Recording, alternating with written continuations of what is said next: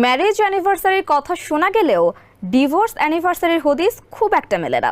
সেটিই করে দেখালেন ঢাকাই সিনেমার নায়িকা পরীমণি। স্বামী শরীফুর রাজকে ঠিক 1 বছর আগে ডিভোর্স লেটার পাঠিয়েছিলেন পরী। দিনটি ঘুরে আসায় আনন্দে মেতে উঠেছেন নায়িকা। এদিন বেলুন ফুলিয়ে সন্তান কোলে নিয়ে বেশ হাস্যোজ্জ্বল দেখা গেছে তাকে। ডিভোর্স অ্যানিভার্সারির বিষয়ে ফেসবুকে একটি পোস্ট দিয়ে ভক্তদের প্রশংসায় ভাসছেন নায়িকা। বিস্তারিত জানাচ্ছেন শিবলি আহমেদ।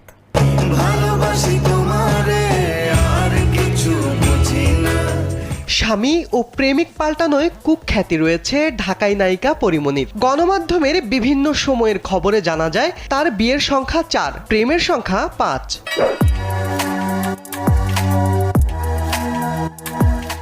নায়িকার সর্বশেষ স্বামী অভিনেতা শরীফুল রাজ, তবে সেই সংসারও ভেঙেছে।